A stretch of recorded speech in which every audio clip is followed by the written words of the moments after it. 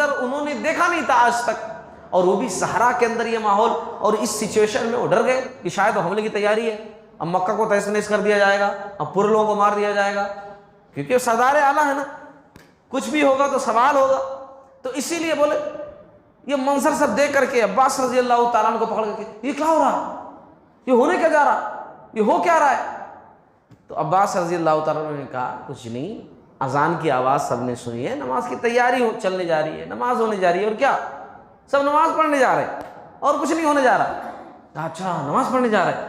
اب انہوں دیکھنا شروع کیے کہ سب نماز پڑھ رہے ہیں، وہ منظر کہ اتنا بڑا لشکر صحرا، رسول اللہ صلی اللہ علیہ وسلم نماز پڑھا رہے ہیں، پیچھے صحابہ نماز پڑھ رہے ہیں، اتنی بڑی جماعت، بس سب جو ہے ایک ساتھ کھڑے ہو گئے، کوئی ایسا نہیں کہ سب کو ایک ایک کر کے بلایا جائے، لائن سے ٹھہرایا جائے، اقامت ہوئی، سب صفیں سیدھی ہو گئیں، سب اچھے سے ٹھہر گئے، ڈسپلین۔ یہ منظر ابو سفیان دیکھ دیکھ کر پریشان ہو رہے ہیں کہ اتنے سارے لوگ اتنی جلدی کیسے ٹھہر گئے، ایسا کس طریقے سے ایسا سب ہو گئے؟ ایک آواز پر سب رسول اللہ صلی اللہ علیہ وسلم رکوع کر رہے ہیں تو سب پیچھے رکوع کر رہے ہیں، سجدہ کر رہے ہیں تو سجدہ کر رہے ہیں، سجدے سے اٹھ رہے ہیں تو سب لوگ اٹھ جا رہے ہیں، یعنی اتنا ڈسپلین، یہ منظر۔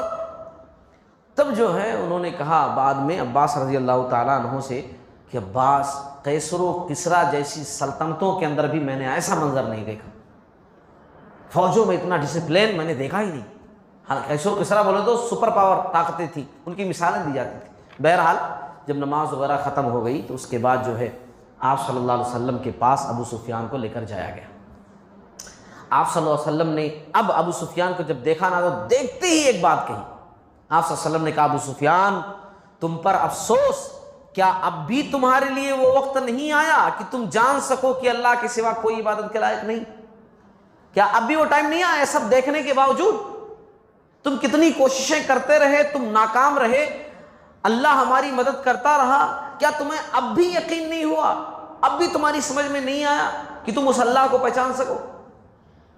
تو ابو سفیان صاحب بولے میرے ماں باپ آپ پر قربان، آپ کتنے اچھے ہیں، آپ کتنے کریم ہیں، آپ کتنے اچھے رشتہ دار ہیں، میں اچھی طرح سمجھ چکا ہوں کہ اللہ کے سوا کوئی معبود نہیں۔ اگر کوئی معبود ہوتا تو ہم اس حالت میں تھوڑی پہنچتے، اگر کوئی معبود ہوتا تو ہماری فریاد رسی کرتا، ہماری بھی مدد کرتا، لیکن میں اچھی طرح سمجھ چکا ہوں کہ اللہ کے سوا کوئی معبود نہیں۔ چلو ایک چیز کا تو اقرار کیے، مگر ایک مسلمان بننے کے لیے صرف یہی بات ماننا تو ضروری نہیں ہے، ابھی کلمے کا ایک حصہ باقی، یہ تو لا الہ الا اللہ ہوا اور محمد الرسول اللہ تو وہ باقی ہے۔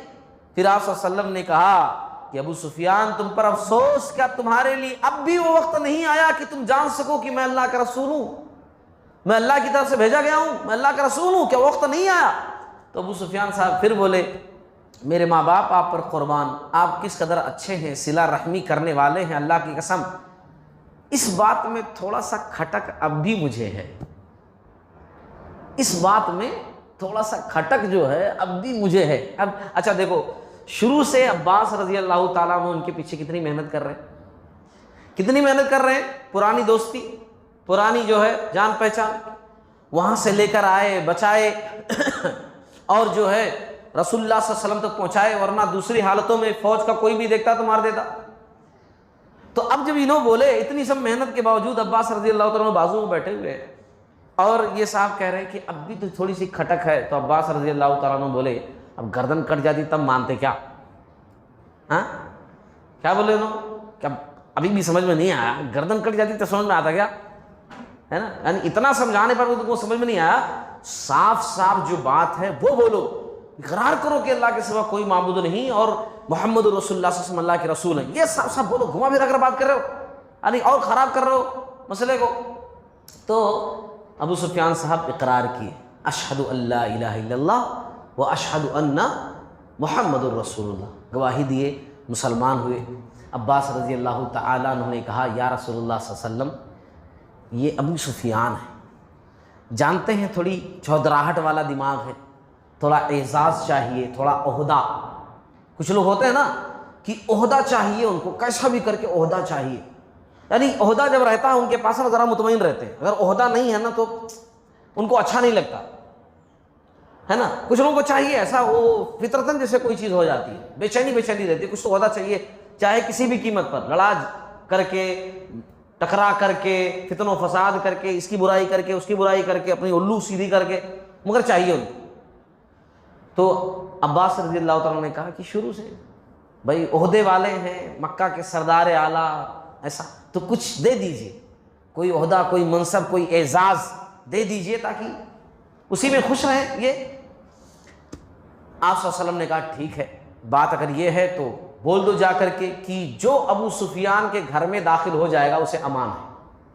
یہ بہت بڑا اعزاز ہے نا، کہ جو جب مکہ میں ہم لوگ داخل ہوں گے، جو بھی ابو سفیان کے گھر میں چلا جائے گا وہ سیف ہے۔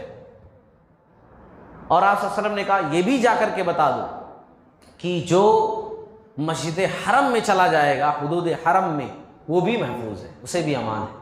اور یہ بھی جا کر بتا دو کہ جو اپنے گھر کا دروازہ اچھے سے بند کر لے اس کو بھی امان ہے۔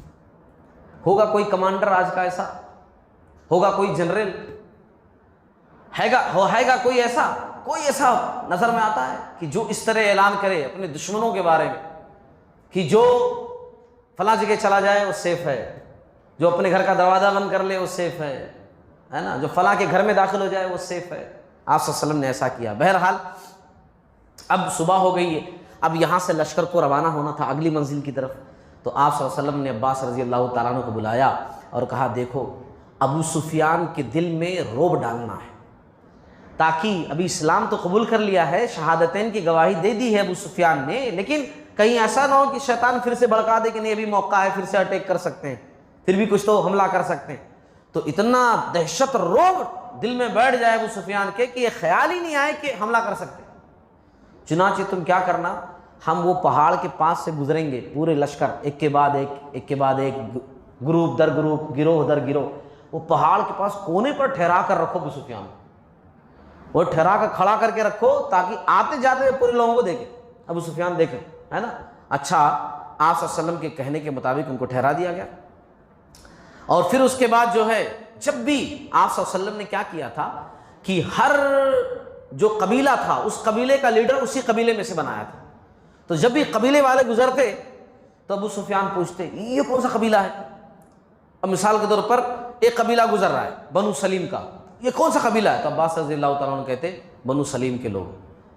تو کہتے کہ مجھے بنو سلیم سے کیا لینے دینا، یہ کون سا قبیلہ ہے؟ دوسرا قبیلہ گزرتا، یہ مزینہ کے لوگ ہیں، مجھے مزینہ کے لوگوں سے کیا لینا دینا۔ پھر اس کے بعد وہ قبیلہ یا وہ قافلہ یا وہ گروپ گزرا جس میں آپ صلی اللہ علیہ وسلم تھے، اور یہ گروپ بالکل ہرا رنگ کا دکھائی دے رہا تھا، ہاں، کیونکہ اس میں جو کپڑے بدے ہوئے تھے، بسا اوقات وہ بھالے رہتے ہیں، اس میں کپڑے بدے ہوئے رہتے ہیں، وہ سب ہرے ہرے تھے۔ اور یہ پورا لشکر، یہ پورا گروپ ایسا تھا کہ جو لوہے سے پورا لیس تھا، صرف آنکھیں نظر آ رہی تھی، اور پورا زرہ بختر پہنے ہوئے، پورا اسلحوں سے لیس، اور اس میں پیارے نبی صلی اللہ علیہ وسلم بیچ میں تھے۔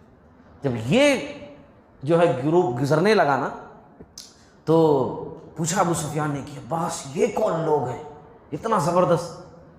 تب جو ہے عباس رضی اللہ تعالیٰ نے کہا کہ یہ انصار و مہاجرین ہیں، اور ان کے بیچ میں رسول اللہ صلی اللہ علیہ وسلم ہے، یہ وہ گروہ ہے۔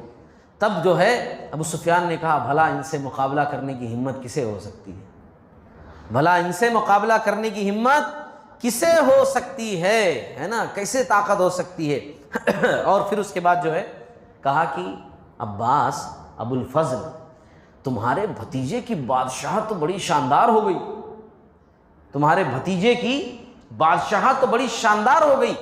عباس رضی اللہ تعالیٰ عنہ نے غلطی کی تصحیح کی، انہوں نے کہا بادشاہت نہیں ابو سفیان، نبوت کہو، نبوت، بادشاہت نہیں۔ یہ جملہ دراصل اللہ نے عباس رضی اللہ تعالیٰ عنہ کے زبان سے نکلوا کر کے رہتی دنیا تک لوگوں کے لیے سمجھا دیا کہ رسول اللہ صلی اللہ علیہ وسلم حکومت کرنے کے لیے نہیں آئے تھے، رسول اللہ صلی اللہ علیہ وسلم ملک بنانے کے لیے نہیں آئے تھے۔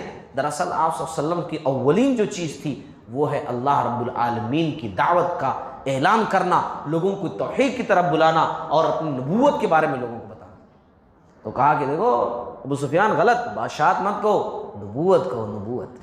اچھا، یہ گروپ جب گزر رہا تھا نا، آپ صلی اللہ علیہ وسلم پیچھے تھے، سامنے جو ہے سعد بن عبادہ انصاری رضی اللہ تعالیٰ عنہ تھے، جھنڈا ان کے ہاتھ میں تھا، آپ صلی اللہ علیہ وسلم کے گروپ کا جھنڈا سعد بن عبادہ رضی اللہ تعالیٰ عنہ کے ہاتھ میں تھا، ہے نا۔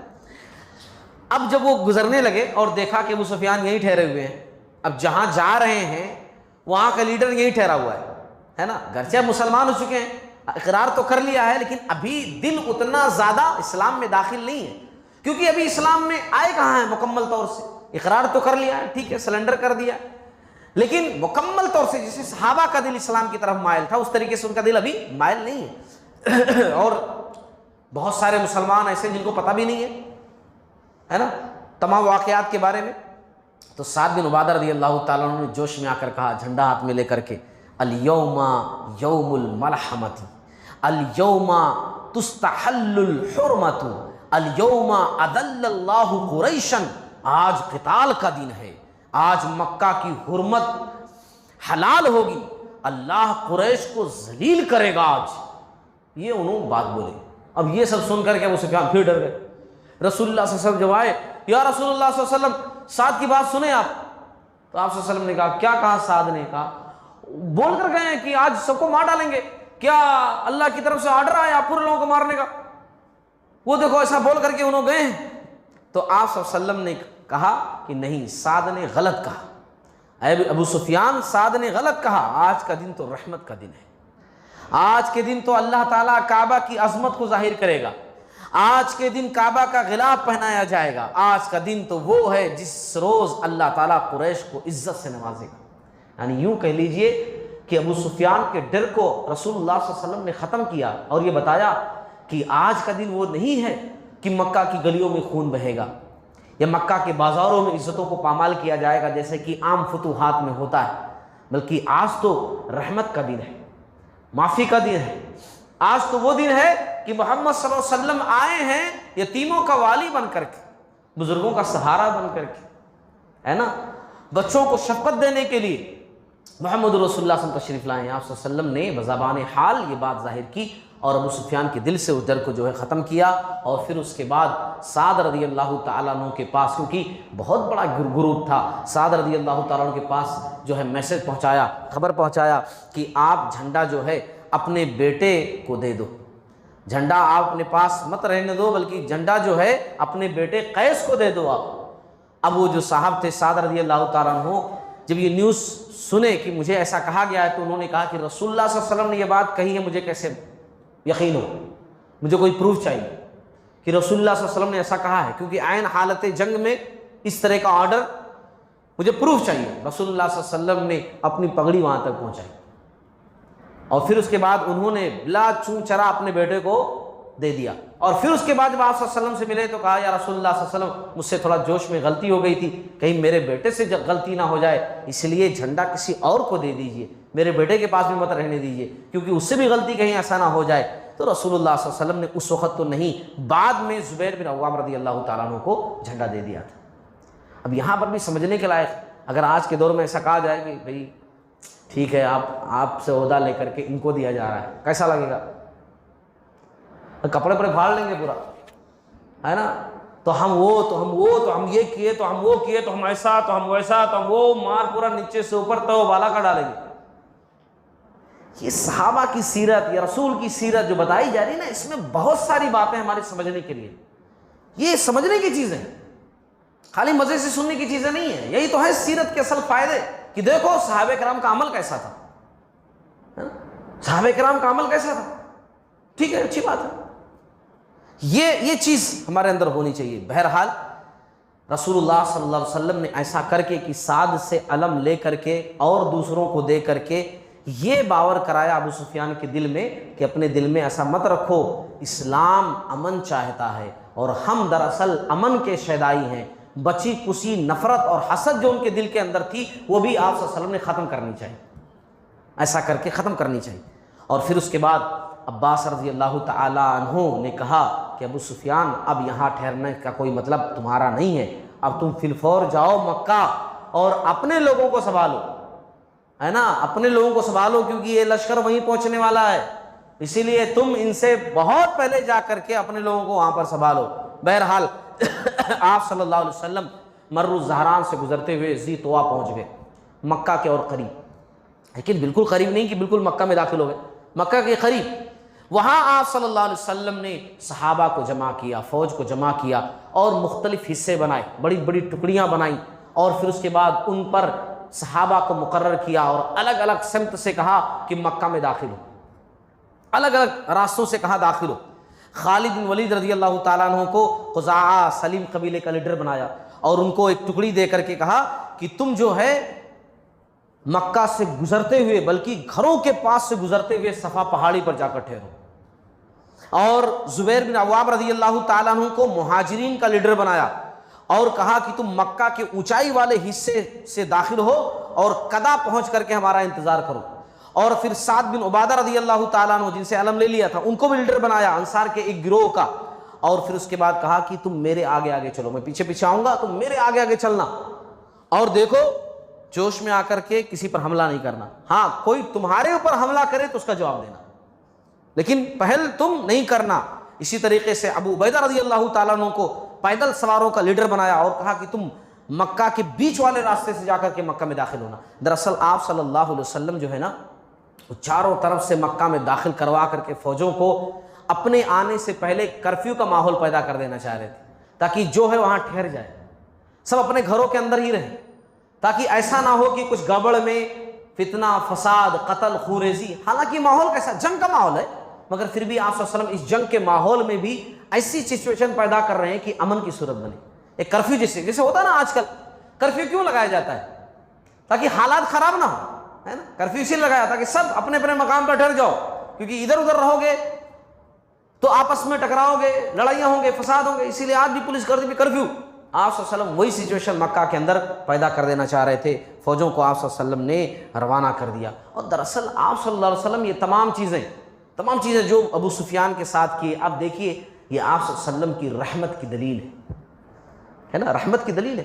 حالانکہ یہ ابو سفیان ہے، کتنا اسلام کا نقصان کیے ہیں، کتنا زیادہ جنگیں لڑے ہیں، خندق کے موقع پر مسلمانوں کو کتنا ستایا ہے، غزوہ احد کے موقع پر کتنا ستایا ہے، لیکن آپ صلی اللہ علیہ وسلم نے سب کچھ جانے دیا اور آپ صلی اللہ علیہ وسلم رحمت للعالمین صلی اللہ علیہ وسلم بن کر کے دکھائیں۔ اچھا، کچھ مسلمان تھوڑا سا اللہ کی مرضی ان سے ایک غلطی ہوئی۔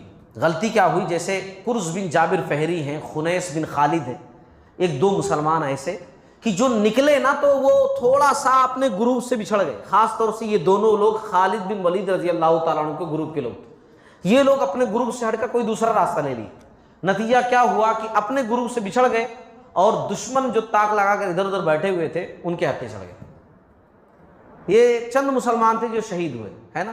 باقی آگے واقعہ بیان کرتے ہوئے سناؤں، ابو سفیان صاحب مکہ میں پہنچے، ابھی مسلمان جو ہے راستوں میں ہی ہیں، یہ مکہ پہنچے اور بلند آواز سے پورے لوگوں کو پکارنے لگے پہنچتے ہی کہ اے قریش کے لوگوں، محمد صلی اللہ علیہ وسلم تمہارے پاس اتنا بڑا لشکر لے کر آئے ہیں جن کا مقابلہ نہیں کیا جا سکتا، بہت بھاری بھرکم لشکر لے کر آئے ہیں، اسی لیے میں اعلان کر رہا ہوں، میں امان لے کر آیا ہوں، جو میرے گھر میں داخل ہو جائے اسے امان ہے، سیف ہو جاؤ گے، میرے گھر میں داخل ہو جاؤ، اعلان کر رہے ہیں پورے لوگوں میں۔ یہ سن کر کے ابو سفیان کی بیوی، جانتے ہوں گے ہند بنت عتبہ، وہ باہر نکلی، موچ پکڑ لیا، یعنی اس کا مطلب ہے موچ بھی رکھتے تھے بڑے بڑے لوگ، موچ پکڑ کر کے بولی تمہاری بربادی ہو، دیکھو لوگوں، یہ دیکھو اتنا بری خبر پہنچانے والا، اس کو مار ڈالو۔ یعنی مسلمانوں سے اتنی نفرت تھی، ہے نا، ہند بنت عتبہ ابو سفیان کی بیوی، بعد میں حالانکہ مسلمان ہوئی، لیکن نفرت آپ دیکھیے۔ ابو سفیان پھر چیخ کر کے بولے یہ عورت کی طرف سے اپنے آپ کو ہلاکت میں مت ڈالنا، میں جو کہہ رہا ہوں میری بات سنو، اس عورت کے پیچھے مت چلو، میری بات سنو، میں کہہ رہا ہوں میرے گھر میں داخل ہو جاؤ، امن سے ہو جاؤ گے۔ تو جو لوگ آپ بچنا چاہتے تھے وہ لوگ بولے کہ تمہارے گھر میں کتنی جگہ ہے، کتنے لوگ آ جائیں گے تمہارے گھر میں؟ تو بولے نہیں، میرے گھر میں جتنے ہو آ جاؤ، جو لوگ مسجد حرم میں چلے جاؤ گے وہ بھی سیف ہو، جو اپنا دروازہ بند کر لو گے وہ بھی سیف ہو۔ تب لوگ بولے اچھا ایسا، تو سب بھاگ بھاگ کر کے اپنے اپنے گھر پہنچے۔ جو گھر نہیں پہنچ سکا وہ جو ہے جلدی سے حرم چلا گیا کہ وہاں سیف ہو جائیں گے۔ تو یہ ایک منظر تھا، ہے نا۔ اچھا، کچھ لوگ ایک بہت ہی بیوقوفی والا کام میں کہوں گا کہ بیوقوفی والا کام کیا کیا کچھ لوگ اس سچویشن میں بھی کچھ شریر لوگوں کو ابھار دیے کہ تم لوگ جا کر لڑو، تم لوگ گروپ بنا کر جگہ جگہ اٹیک کرو. اگر ان کا پلان یہ تھا کہ اگر یہ لوگ سکسیز ہو گئے، مسلمانوں کو نقصان پہنچا سکے تو ہم بھی پیچھے سے شامل ہو جائیں گے. اگر یہ لوگ کام میں آ گئے، بھاگ گئے یا ختم ہو گئے تو انہوں کون ہم کون، ہے نا، ہم تو گھر میں سیفی ہیں. تو یہ کچھ لوگ ایسا کیے. اور یہ بیوقوف بننے والے نوجوان کون سے تھے؟ یہ بیوقوف بننے والے نوجوان اکرمہ بن ابی جہل، صفوان بن امیہ، سہیل بن عمر، یہ لیڈر لوگ تھے، باقی اور نوجوان تھے. اچھا اس میں ایک اور نوجوان تھا، ہے نا، حماس بن قیس نام تھا. اس کا واقعہ بڑا دلچسپ ہے. حماس بن قیس وہ نوجوان تھا کہ ہمیشہ تلوار گھستا رہتا تھا، تیر صحیح کرتا رہتا تھا، بہت پہلے سے. اس کی بیوی پوچھتی کہ کیا ہمیشہ تلوار گھس رہے ہیں، تیرہ صحیح کر رہے ہیں، کس لیے، آخر کس سے لڑائی کرنی ہے؟ تو مسلمانوں سے کرنی ہے مجھے، محمد صلی اللہ علیہ وسلم اس کے ساتھیوں سے کرنی ہے مجھے. تو بیوی کہتی کہ اچھا، میں تو سنی ہوں وہ لوگ جہاں جاتے ہیں کوئی ان کو ہرا نہیں پاتا، ہمیشہ فتح یاب ہوتے ہیں، اور آپ اکیلے بیٹھ کر کے تلوار گھس کے کیا کر لو گے؟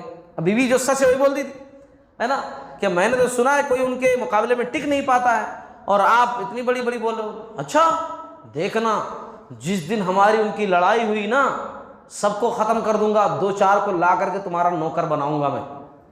سیرت کے اندر باتیں لکھی ہوئی ہیں. کہتا بیوی سے اچھا جس دن لڑائی ہوئی اس دن بتاؤں گا میں، ختم کر کے 2-4 کو تو پکڑ کر لا کر کے تمہاری رکھوالی کے لیے، دیکھ بھال کرنے کے لیے، گھر میں کام کاج کرنے کے لیے رکھوں گا، مسلمانوں میں سے کچھ لوگوں کو پکڑ کر کے. اب یہ صاحب بھی اسی گروپ میں تھے، ہے نا. اچھا اب لے دے کر کے ان کی قسمت دیکھیے کہ جس راستے سے خالد بن ولید رضی اللہ تعالیٰ عنہ کو گزر کر کے مکہ کی طرف جانا تھا، اسی راستے پر صاحب یہ لوگ بیٹھے ہوئے تھے. ان کی قسمت، ہے نا، خالد بن ولید رضی اللہ تعالیٰ عنہ والے راستے پر ہی صاحب بیٹھے ہوئے. اب جب خالد بن ولید رضی اللہ تعالیٰ عنہ گزر رہے تھے، یہ لوگ حملہ کیے، وہ لوگ بچا لیے اپنے آپ کو. اس کے بعد خالد بن ولید رضی اللہ تعالیٰ عنہ نے کہا کہ آپ صلی اللہ علیہ وسلم نے کہا تھا کہ اپنی طرف سے زیادہ پہل نہیں کرنا، لیکن یہ لوگ تو ہمارے اوپر اٹیک کر رہے ہیں. پھر نبی نے ایک موقع پر یہ بھی کہا تھا کہ اگر کوئی راستے میں آئے تو اس کو ختم ہی کر دینا، یعنی روکے اگر راستہ تو ختم کر دینا. جنگ کی سچویشن تھی. تو خالد بن ولید رضی اللہ تعالیٰ عنہ نے جو ہے زبردست حملہ کیا، کتنے لوگ مارے گئے. اور یہ جو بڑے بڑے لوگ تھے نا، 4-5 نام جن کا لیا ہوں، یہ سب بھاگے. اکرمہ بھی بھاگے، صفوان بھی بھاگے، سہل بن عمر بھی بھاگے. اور یہ بندہ جو ہے نا حماس بن قیس، تو بہت تیز بھاگا، یہ بہت تیز بھاگا، آ کر کے گھر پر ہی رکا ہے بندہ. سیرت کے اندر لکھا ہوا، گھر پر آ کر کے بیوی سے بولا دروازہ بند کر لو، دروازہ بند کر لو، دروازہ بند کر لو، ہے نا. کیا ہوا؟ بیوی نے کہا کیا ہوا؟ کہا نہیں دروازہ بند کر لو، دروازہ بند کر لو، ہے نا. تو بیوی سمجھ گئی. بیوی نے کہا کیوں؟ بول تو رہے تھے وہ بندہ جو زبردست بولتا تھا ہم یہ کر لیں گے وہ کر لیں، وہ بندہ کہاں گیا آپ کے اندر سے؟ تو کہا اچھا تم مجھے ملامت کر رہی ہو، اگر تم خندمہ والی جگہ پر ہوتی جہاں یہ لڑائی ہوئی تھی، اگر خندمہ میں تم ہوتی نا، سروں کو اڑتے ہوئے تم دیکھتی، ہاتھوں کو کٹتے ہوئے تم دیکھتی، تو تم کو سمجھ میں آتا کہ جب اکرمہ بھاگ رہا تھا، صفوان بھاگ رہا تھا، بڑے بڑے لوگ بھاگ رہے تھے، تو میں کیا کرتا وہاں پر؟ دروازہ بند کر لو، دروازہ جو ہے وہ بند کر لو. بہرحال یہ ایک بہت دلچسپ کہانی تھی. بہرحال پھر اس کے بعد تمام گروپ کے لوگ، جیسا کہ پیارے نبی صلی اللہ علیہ وسلم نے سب کو بھیجا تھا کہ کسی کو مکہ کے اونچائی والے راستے سے، کسی کو جو ہے نچائی والے راستے سے، کسی کو سیدھے طرف سے، ہر طرف سے داخل ہو، کئی راستے تھے مکہ کے. تو داخل ہونے کے لیے کہا تھا. تمام لوگ اپنے اپنے مقام پر پہنچ گئے، ہے نا. فوجیں جو ہے اکٹھا ہو گئیں اور سب آپ صلی اللہ علیہ وسلم کا انتظار کرنے لگے. اب آپ صلی اللہ علیہ وسلم جمعہ کا دن 20 رمضان 8 ہجری کی صبح اپنی قصوہ اونٹنی پر سوار ہیں اور مکہ میں داخل ہو رہے ہیں. ذرا سوچئے میرے عزیزو، وہ مکہ جہاں کی گلیوں میں ہمارے نبی کو دوڑایا جاتا تھا، جہاں کی گلیوں میں آپ صلی اللہ علیہ وسلم پر پتھر پھینکے جاتے، کانٹے بچھائے جاتے تھے، جہاں بلال رضی اللہ تعالیٰ عنہ کو تپتی ہوئی ریت پر لٹایا جاتا تھا، جہاں خباب رضی اللہ تعالیٰ عنہ کو میٹ میں لپیٹ کر کے ناک میں دھواں دیا جاتا تھا، جہاں مختلف تکلیفیں دی جاتی تھی، مسلمانوں کو رسیوں سے باندھ دیا جاتا تھا، جہاں سمیہ رضی اللہ تعالی عنہا کو شہید کیا گیا تھا، جہاں پیارے نبی صلی اللہ علیہ وسلم کو سجدے کی حالت میں اونٹ کی اونجھڑی رکھ دی گئی تھی، جہاں بازاروں میں نبی کریم صلی اللہ علیہ وسلم پر حملے کیے جاتے تھے، نعوذ باللہ من ذالک ثم نعوذ باللہ من ذالک، آپ صلی اللہ علیہ وسلم کو مجنون، پاگل، دیوانہ اور غلط سلط باتیں کہی جاتی تھیں. آج وہ مکہ فتح ہو رہا ہے، آج وہ مکہ فتح ہو رہا ہے. اگر کوئی ایسا شہر ہو کہ جہاں سے لوگوں نے نکال دیا ہو ایک شخص کو، اور وہ شخص جب اپنی طاقت کے ساتھ اس شہر میں داخل ہو تو اس شہر کا عالم کیا ہوگا؟ اینٹ سے اینٹ بچ جائے گی، عورتیں بیوہ بچے یتیم ہو جائیں گے۔ مگر نبی کی فتح میں ایسا کچھ بھی نہیں تھا۔ آج بھی شہر فتح ہوتے ہیں، اس سے پہلے بھی شہر فتح ہوتے تھے۔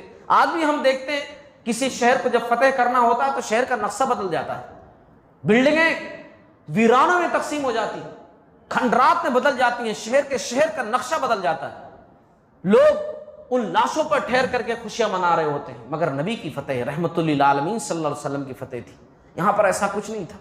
آپ صلی اللہ علیہ وسلم اپنی قصوہ اونٹنی پر سوار ہیں، سر پر سیاہ امامہ سیاہ پگڑی باندھے ہوئے ہیں، پیچھے اپنے آزاد کردہ غلام زید بن حارثہ رضی اللہ تعالیٰ عنہ کے بیٹے اسامہ بن زید رضی اللہ تعالیٰ عنہ کو بٹھائے ہوئے ہیں اور مکہ میں داخل ہو رہے ہیں۔ آپ صلی اللہ علیہ وسلم کا سر عاجزی سے، تواضع سے، رب کی شکر گزاری سے کہ رب نے آج یہ دن دکھایا ہے، کل یہاں سے ہم کو نکالا گیا تھا، آج ہم سرخرو ہو کر اس شہر میں داخل ہو رہے ہیں، ہم بلد امین میں داخل ہو رہے ہیں، اس شہر میں داخل ہو رہے ہیں۔ آپ صلی اللہ علیہ وسلم کی گردن اکڑی ہوئی نہیں ہے، سینہ چوڑا کر کے آپ صلی اللہ علیہ وسلم میں تو جیت گیا، میں فتح یاب ہو گیا، یہ نہیں، ایسا کچھ بھی نہیں ہے۔ آپ صلی اللہ علیہ وسلم سورہ فتح کی تلاوت کر رہے ہیں، انا فتحنا لک فتحا مبینا، انا فتحنا لک فتحا مبینا، اور عاجزی سے آپ صلی اللہ علیہ وسلم اتنے جھکے ہوئے ہیں کہ داڑھی مبارک کجاوے سے ٹکرا رہی ہے۔ یہ منظر، اس منظر کے ساتھ آپ صلی اللہ علیہ وسلم مکہ کے اندر داخل ہوتے ہیں۔ انشاءاللہ اس سے آگے بات ہے انشاءاللہ اگلی قسط کے اندر ذکر کریں گے۔ اللہ تعالیٰ ہم تمام لوگوں کو تمام باتوں کا سمجھنے والا بنائے۔ اللہ رب العالمین ہمیں ایک دوسرے کے لیے رحمت والا بنائے، زحمت والا نہ بنائے۔ آمین۔